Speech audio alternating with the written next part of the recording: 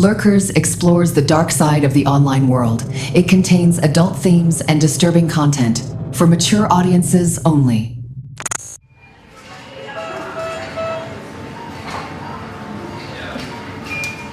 It's Dublin, Ireland, 2016.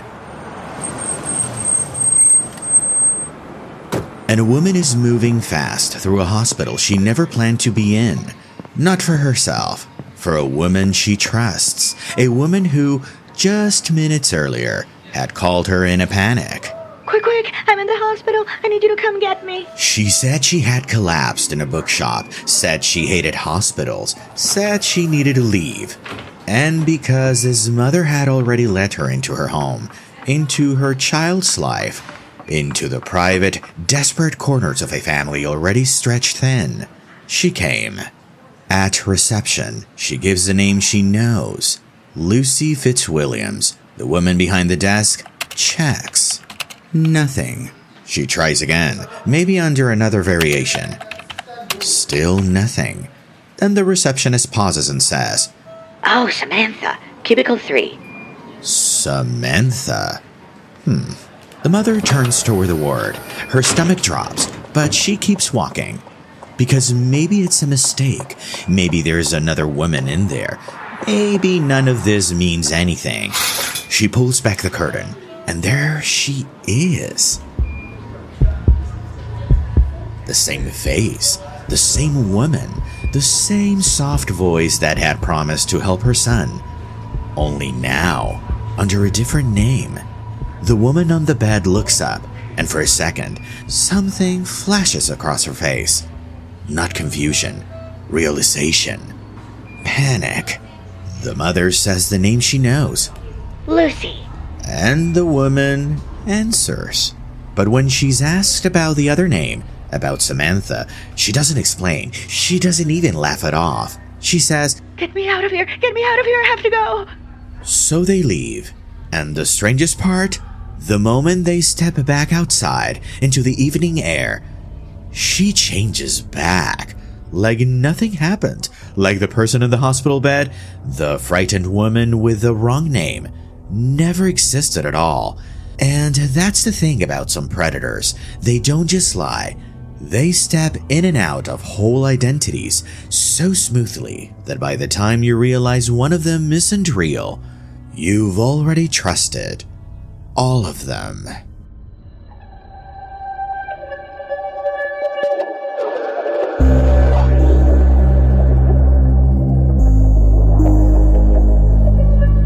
In a world where connection is effortless, every click feels safe. But online, trust can be deceiving. This is Lurkers, true stories of trust, desire, and how technology, if unchecked, can turn it all against us.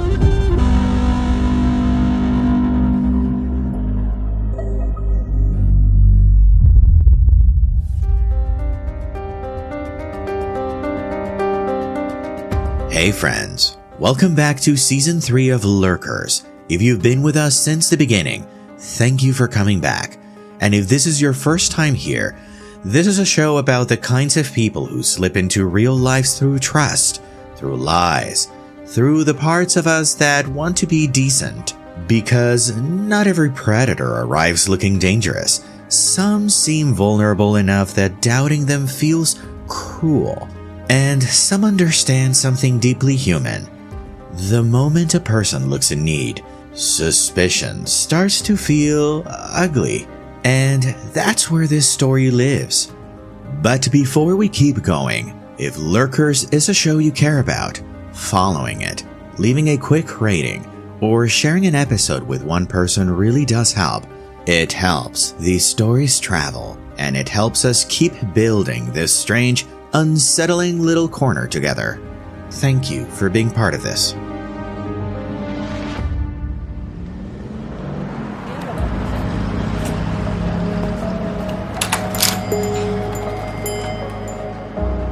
It was Yorkshire, England, 2011. Before she was Lucy Fitzwilliams, before she was Lucy Hart, before she was Carrie Jade Williams online, she was Samantha Cooks. And that year, according to Katie and Luke, she entered their lives at the exact point where hope had already been worn thin. They weren't looking for drama. They weren't careless. They were exhausted. They wanted a child, and by then, they had already been through IVF, adoption, and fostering. Different roads toward the same goal, all of them narrowing, stalling, or failing. Katie would later put it simply: you see everybody around you having kids, and you think it should come naturally to you. At some point in 2011, Katie put a feeler out, and Samantha replied. She said she was willing to help, willing to become their surrogate. Katie later would describe that moment as being quote-unquote almost like being on cloud nine, like you had quote-unquote won the lottery. Then Samantha came to the house, and Katie's memory of her is not one of someone wild-eyed or chaotic. She remembers a woman who was quote-unquote very kind, warm-hearted, and delicate. And this matters, because cases like this always sound cleaner in hindsight than they feel in real time. Once we know the ending, we think, I would have seen that. But that is not how Samantha arrived. She said she had done this before, that she had already been a surrogate for another couple. Then came insurance costs, pregnancy-related expenses, bits and pieces she said she needed along the way. And when people want something badly enough, they do not always call that a red flag. Sometimes they call it progress. But slowly, very slowly, Samantha started to slip. Katie asked for contracts, a simple, reasonable question, and Samantha had an answer. The contract was being amended, then amended again, then again. Every time Katie tried to pin the arrangement down into something tangible, paperwork, a document, anything official, Samantha moved it just a little farther away. At first, maybe you rationalize it. Paperwork takes time. People get disorganized, and maybe you do not want to be the one who becomes suspicious too early. But hope has a way of teaching people how to argue with their own instincts. Katie asked again, pressed a little harder, even offered to come to Samantha if that made it easier for her. And that's when the warmth changed. Suddenly, Samantha didn't sound accommodating anymore. Now there were threats. They were not allowed near her area. And Katie knew something was wrong. Once that switch flipped, once the performance cracked just enough, the whole thing began to collapse. Luke called the police. And then came the sentence that wiped everything out. There was no baby, no pregnancy, no surrogacy, no family finally taking shape after years of trying. Just a woman who had identified the exact shape of their longing and climbed inside it.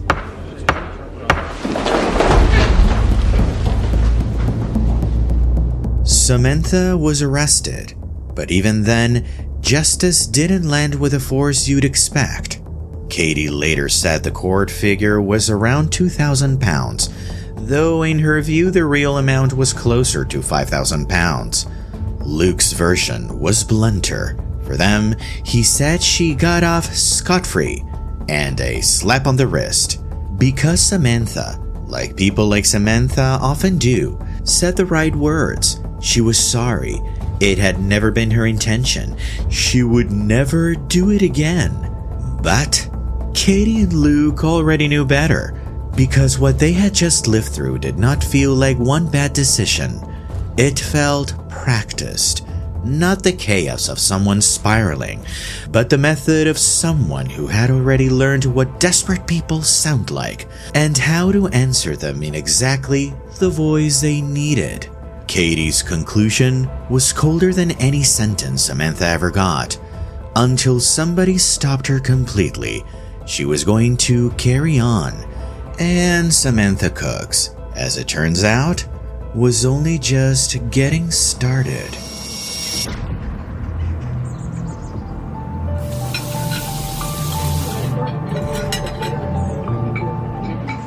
It was now Tullamore, Ireland in 2015, and by then, Samantha Cooks was no longer using Samantha Cooks. Here, she was Lucy Hart. Layla and her husband were both working full-time.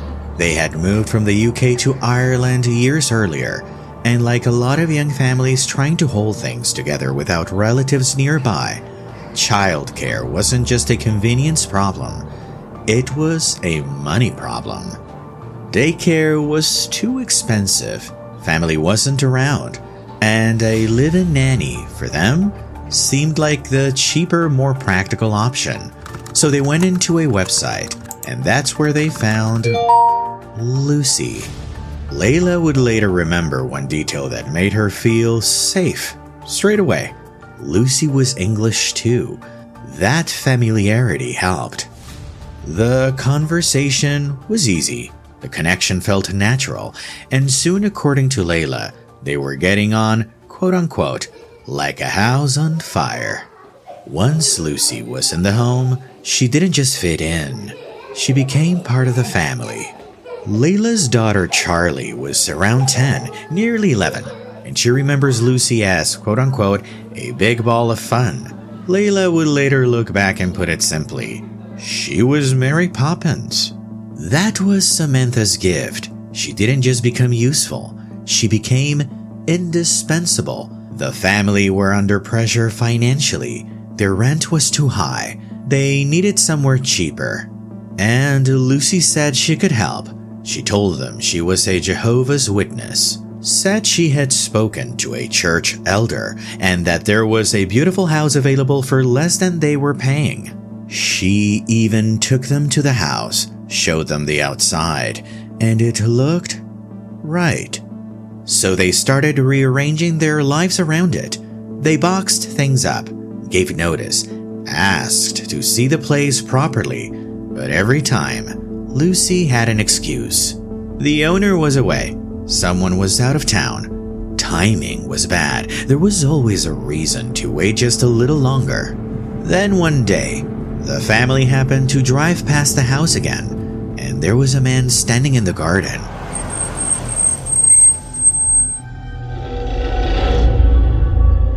A man that looked like he was living in it. But before anyone could get out and ask a real question, Lucy suddenly said she felt ill. She needed a bathroom right away. And the nearest place they could think of was a Tesco supermarket in Maynooth. So they drove there. Lucy went upstairs with the two girls. Then Charlie came running back down and Lucy had collapsed. And in the middle of that confusion, the children, the panic, the public scene, Layla's husband had the thought that changed everything. There is no house. Because once the thought arrived, everything behind it started to fall apart too. The church connection, the story, the delays, the whole future they had already started building around her promise. Soon after that, Charlie remembers being told Lucy had gone on some kind of writer's retreat. So the family went onto her room, started clearing things out, tried to make sense of the mess she left behind. And inside it, something changed. Layla found a small notebook. What she read was not only evidence that Lucy had lied, it was a line that made the entire time she had spent in their home feel darker in retrospect. I stand shoulder to shoulder with a coroner that I did not murder my daughter. The horror set in as Layla thought. Who have we had looking after our children? Because Lucy had never told them she had children, never mentioned a daughter, never mentioned a death, never mentioned a coroner, nothing that would have changed how this family saw her. And Charlie, looking back, seemed to understand the ending even more clearly. Lucy knew it was catching up to her. And somewhere else, under another name, Samantha was already being welcomed in.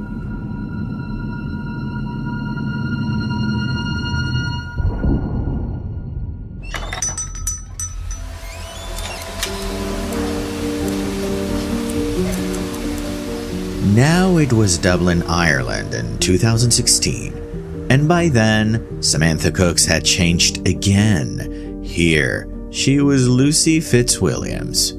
She walked into Lorraine's life first. Lorraine was a hairdresser, the kind of person who hears the truth in pieces all day long. Parents talking while the cape is tied. Women explaining things they have not even fully admitted to themselves yet. And Lucy knew how to sound useful in exactly that kind of room. Lorraine remembers her as endearing, positive, well-read, an evangelical Christian with a fiancé who was supposedly a pastor. But, most importantly, Lucy presented herself as an occupational therapist, a play therapist, and an art therapist with experience working with autistic children and children with behavioral needs. Yes, I know. What a peach. And as ridiculous as it is, that detail mattered. As Lorraine put it, you meet so many parents nearly on their knees looking for help with special needs kids, and the help is just not really there. And one of those parents was Hillary.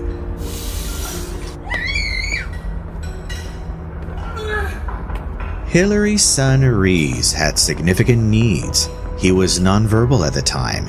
He needed occupational therapy. But the system kept pushing the family through endless waiting lists, appointments, and no clear help in sight. Then came a weekend where Reese had, in Hillary's words, quote unquote, the meltdown of all meltdowns. He was hurting himself, hurting her, hurting the family. So Hillary rang Lorraine and asked for help. And Lorraine had the right person in mind.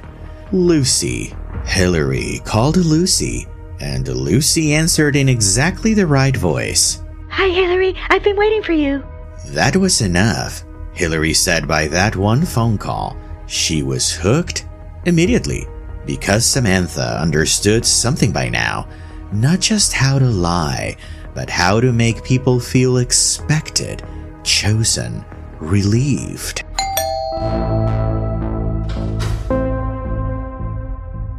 Hillary welcomed her in, and at first, Lucy seemed exactly who she needed. So Lorraine introduced her to Lynn. Lynn was raising 2 daughters, including Daisy, who had Rett syndrome, a condition Lynn described as a mix of Parkinson's, epilepsy, autism, and cerebral palsy. And all of that while trying to raise another child, Allie, at the same time.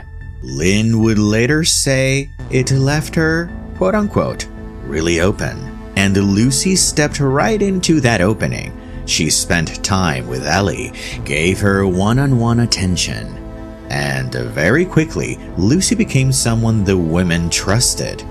Then she started growing bigger.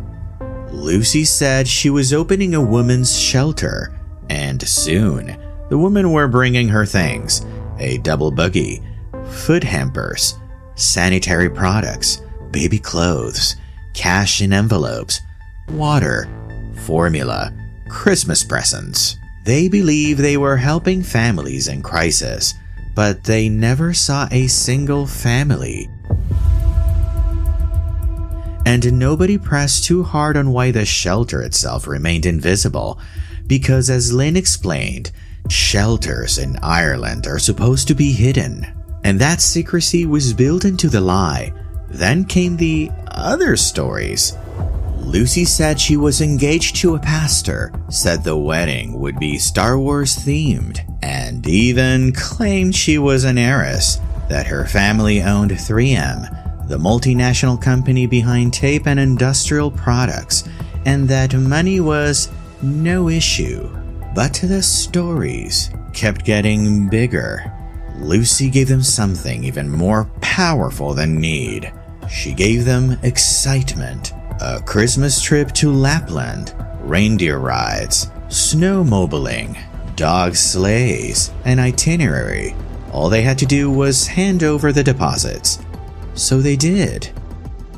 Lorraine would later say she gave 1,500 euros. Lynn would later say her deposit was close to 400 euros. Hillary and Lorraine were collecting money. Other families were collecting money too, until the numbers stopped making sense. Lucy kept talking about seats on the flight. 5 seats, 3 seats, 2 seats, more seats sold to more people. And at some point, Hillary and Lorraine compared notes and realized that by the sounds of it, they had personally sold at least 5 airplanes.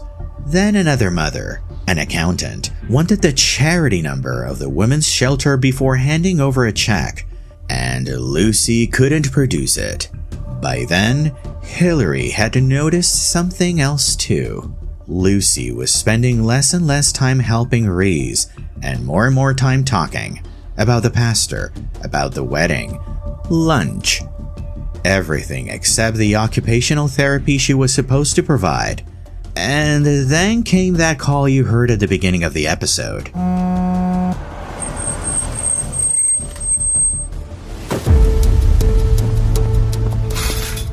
Lucy faked panic and said she had been taken to a hospital.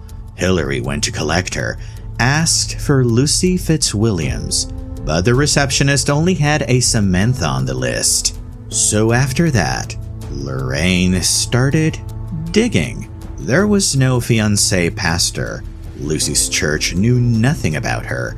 There was no women's shelter. And finally, at the local police station, Lorraine was shown a photograph from an article. Yep, guess from where? The surrogacy scam case in Yorkshire, England. Under it, the words, Samantha Cooks, missing from her home in England. This person is not who she says she is. Lorraine then sent Hillary a WhatsApp message, warning her that they needed to confront Lucy, but she sent the text by mistake to Lucy herself. And Lucy disappeared again. Suddenly, everything clicked for Lynn, thinking back to something darker. Earlier, during the Lapland planning, Lucy had wanted to sign consent to take Ellie out of the country without her. Lynn later said she slept with a hatchet beside her bed. Lorraine had cameras put around her house, and Hillary said she lived in fear for a very long time. Because by then, Lucy Fitzwilliams was no longer just a fraudster in their minds. She was a woman who had entered their homes, attached herself to their children, and left them terrified of what she may have wanted.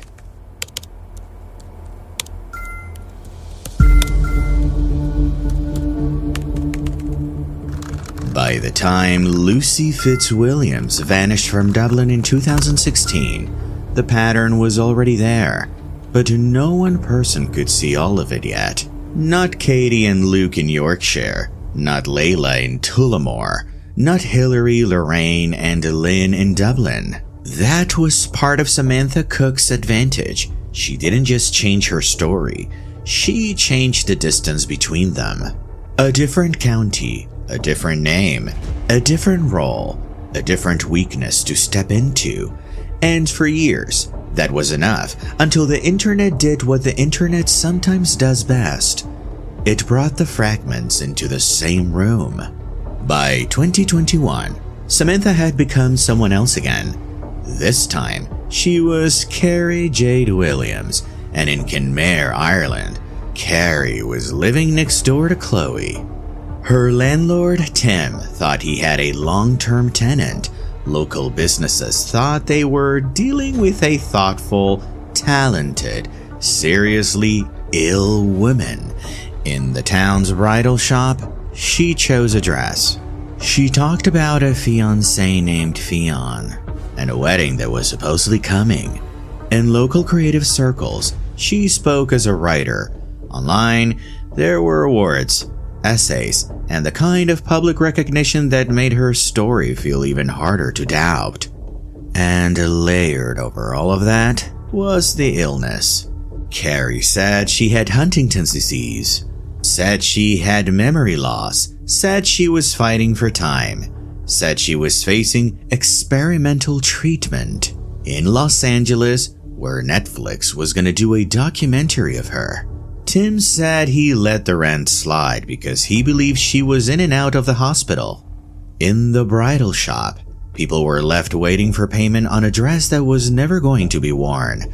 Chloe began noticing something simple and strange. Nobody had ever seen the fiancé. Don't get desperate. Here's where things start to get interesting.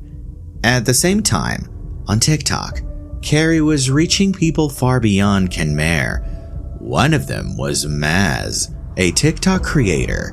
Maz already had a growing page. She said it had taken off during the Johnny Depp trial, and afterward, she wanted to use the audience for good, to help people who needed support.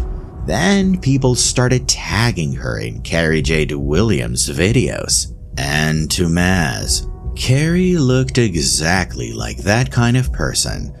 Vulnerable, sweet, trustworthy. A disabled woman saying Airbnb guests were suing her over disability aids in her home. Maz believed her. She said she felt sorry for her and compelled to help. So she made a video. She told people to go to Carrie's page to sign the petition to support her. And overnight, it exploded. Maz said the video went to around 1.2 million views. And of course, other creators joined in. People rallied. And Carrie suddenly had what Samantha's identities always seemed to need in the beginning. Attention, sympathy, momentum. And then came more. Carrie was talking about making products for disabled children. She said she wanted to help families before she died. Chrissy, another TikTok creator and mother, believed her too.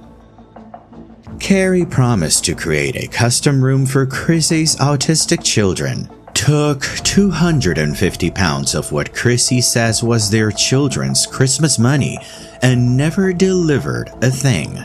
She said Carrie felt almost like a celebrity, real enough, public enough, familiar enough, and that was the danger, because suffering is one of the hardest masks to challenge. Then Maz got an anonymous email, just a link. It led back to an older name, Samantha Cooks, the surrogacy scam.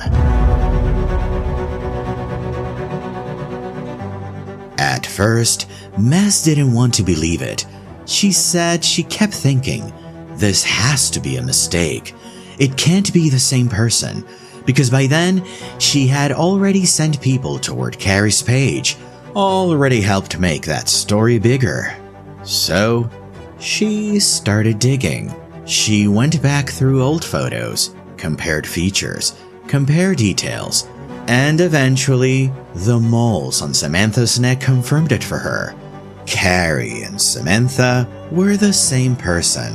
So, Maz went public with what she had found, and the names started collapsing fast. The dying woman on TikTok, Carrie Jade in Kenmare, Lucy Fitzwilliams in Dublin, Lucy Hard in Tullamore, Samantha Cooks in Yorkshire, and that is when everyone in Kenmare caught up to. Chloe, remember? The neighbor said someone sent her a link. She saw the comments. People were writing, "She is not Carrie Jade Williams. Her real name is Samantha Cooks." Chloe Googled it and knew straight away the picture was her neighbor. The woman next door. The woman with an illness. The writing career. The fiancé no one had ever seen. And suddenly, none of it made sense anymore. Then more people started finding each other. Comments became messages. Messages became a WhatsApp chat. And in that chat, the aliases started lining up. You see, back in 2013, in Edenbury, Ireland, she had been Sophia Williamson as well. Pregnant, likable, running cheap children's art sessions, then drawing parents toward a bargain Disneyland trip that never happened.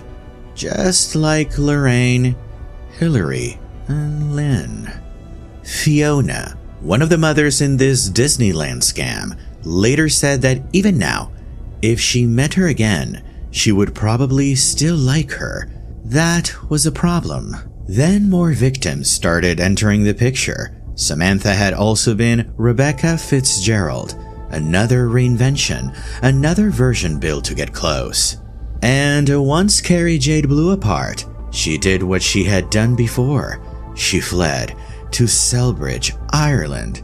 In 2023 and 2024, she was Sadie Harris, but this time she entered through church. A new woman, fresh from America, supposedly, a nanny again, soft, practice, strange. Pastor Matt Riles would later say he never trusted her, that there was always something about the story that didn't sit right. But Sadie Harris had still started showing up at the Bridge Church, enough that people there knew her, spoke to her, and were trying to make sense of who she was. Then one day, Pastor Riles said he got a text from a friend. It was a link to the Real Carrie Jade podcast. He listened and realized straight away that the woman he knew as Sadie was being called by other names too. And one of them was Samantha. She fled in the night, and by sunrise, she was gone. Again. But for the first time in a long time, Samantha Cooks was running out of room. Because this time, the story was not trailing behind one identity. It was catching up to all of them at once. And the next stop would not be another house, or another church, or another profile. It would be a courtroom.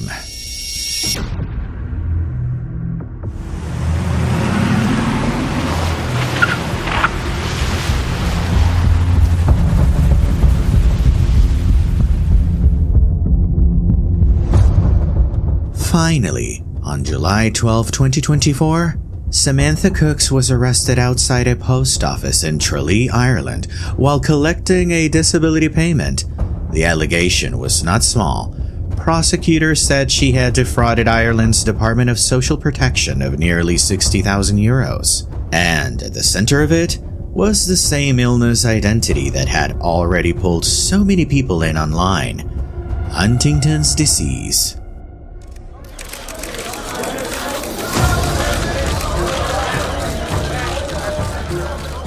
By February 2025, some of the women Samantha had left behind were driving to court before sunrise. Lynn, Hillary, and others who had spent years carrying versions of the same question. Would this ever actually catch up to her? Inside that courtroom, the state finally put one version of the story into the record. Irish broadcaster RTA reported that Samantha Cooks had convinced a respected GP to sign forms saying she had already been diagnosed with Huntington's disease. Judge Ronan Munro sentenced her to 4 years in prison, with a final year suspended. He said the fraud had been carefully orchestrated and had diverted money from people in genuine need. But this wasn't the whole story. Long before the TikTok exposure, long before Carrie Jade Williams, there had been another version of Samantha in Gloucester, England, way back in 2007. An ex-boyfriend of the time remembered her as confident, intelligent, attractive, someone who could draw people in quickly, but he also remembered the lies, small ones at first, unnecessary ones, things that made her seem more interesting, more fragile, more unusual than the reality in front of him. In 2008, Samantha gave birth to a baby girl named Martha. Later that year, baby Martha died. At the 2009 inquest, the record said Samantha had fed Martha, placed her on her back in a V-shaped pillow, and later woke to find another pillow over her face, with the first partly around her neck. The coroner recorded Martha's death as accidental. Remember that note that Layla found back in her story? I guess this was it. Years later, that finding was revisited in family court proceedings, but it remained unchanged. No criminal action was taken against Samantha over Martha's death. That part matters, because after Martha's death, the life around Samantha did not settle. It kept fracturing. And here is the most incredible part. After baby Martha, there were 2 more children. In 2012, one was removed from Samantha's care over child welfare concerns. Later, after she was found in Ireland, a baby she had just given birth to was also taken back to the UK and placed with a partner who had reported her missing. The same man already caring for her other surviving child.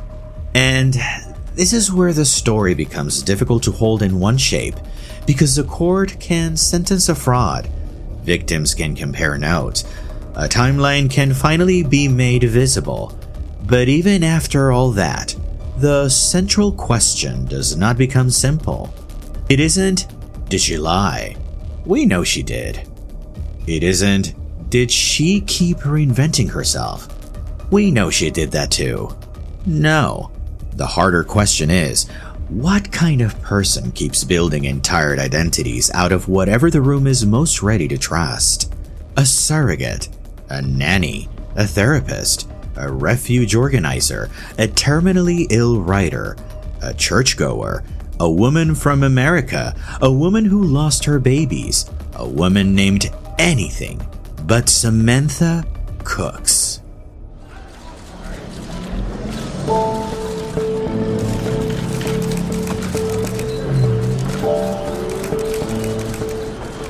After the sentencing and that they walked out of the courtroom, Hillary said Samantha could not look at them. Lynn said the closure she expected never really came. Because even though the case was technically about social welfare fraud, it stood for more, way more than just money. By the time the record finally caught up to Samantha Cooks, she had already left too much of herself behind in other people's lives. Once Hillary and Lynn went back to see Lorraine, Lorraine put it plainly, this was never really about the money. It was about the emotional attack on people who were already vulnerable. And this is a part I want to leave you with, because some predators seduce desire, some seduce greed, but Samantha Cooks learned how to seduce compassion. She learned how to look like the exact kind of person decent people are wired to protect. Helpful, fragile, gifted, overwhelmed, in need. And once that instinct takes over, in us, doubt doesn't feel wise. It feels unfair. It feels like you are failing someone who may already be suffering. That is why she kept getting through the door. Over and over, the people she hurt were not foolish. They were human. A couple who wanted a child, parents who needed childcare, mothers desperate for help, strangers who thought they were standing up for someone weaker than themselves. And that is what makes this story matter. Not just that she lied, but that she turned kindness into a passkey. She understood that if she could make people feel sorry for her, or protective of her, or responsible for her, she could get access before she ever had to earn our trust. So no, the lesson here is not to become colder. It is to slow down, to check, to verify, to watch the patterns, not the smile, and to remember that a story can feel true long before it is, because the next person like Samantha Cooks may not look dangerous at all. They may look unwell, or abandoned, or brilliant, or soft, or just like someone you would never forgive yourself for doubting. Because some lies do not force the door open, they just wait for kindness to open it for them. Friends, follow Lurkers, leave a rating if you can, and pass it on to one person who'd want to hear it. That's one of the biggest ways you can help this show continue to grow. Stay aware, stay present, stay safe. This episode of Lurkers was researched and written by me, Frank Battiston. Production and sound design by Daniel Erdenevia. Thanks for listening.